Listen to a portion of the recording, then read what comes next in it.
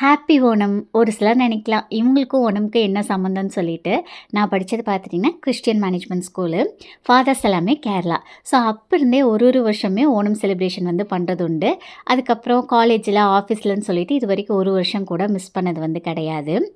இந்த வருஷம் பூக்கோலம் மட்டும்தாங்க மிஸ்ஸிங். ரியா குட்டிய வச்சுட்டு அதெல்லாம் போடுறது ரொம்பவே கஷ்டமான வேலை. ஸோ அதுக்கு வந்து நான் போய்க்கல. அதுக்கப்புறம் பார்த்துட்டிங்கன்னா, குட்டி தம்பி ஒருத்தர் தான் எனக்கு வந்து சப்போர்ட் பண்றாரு. பெருசா நான் வந்து இந்த மாதிரி பிஸ்னஸ் ரிலேட்டடாக ஒர்க் பார்க்குறபோது என்னை வந்து அவன் டிஸ்டர்ப் பண்ணுறதே இல்லை, டச் வுட். ஆனால் இந்த ரியா குட்டி அவனுக்கும் சேர்த்து பயங்கரமாக வாழுத்தனம் வந்துட்டு பண்ணுது. குழந்தைய வச்சுட்டு எப்படி ஆரி ஒர்க் ப்ளவுஸ்லாம் மெயின்டைன் பண்ணுறேன்னு கேட்டிருந்தீங்க. நீங்கள் கேட்ட நேரமோ என்னவோ கரெக்டாக தம்பி பார்த்துட்டிங்கன்னா அந்த ப்ளவுஸில் கலக்கிட்டான். அதுக்கப்புறம் அது சேஞ்ச் பண்ணுற மாதிரி வந்துட்டு ஆயிடுச்சு. இந்த நெக்லஸோட டீட்டெயில் கண்டிப்பாக நான் லாங் வீடியோவில் வந்து ஷேர் பண்ணுறேங்க. கொஞ்சம் டைம் மட்டும் கொடுங்க எடிட் பண்ணுறக்கு. டெலிவரிக்கு கழட்டின மெட்டியாக அவர் போட்டு விட்டார். ஸோ அந்த டேவை அப்படியே ஹாப்பியாக எண்ட் பண்ணியாச்சு.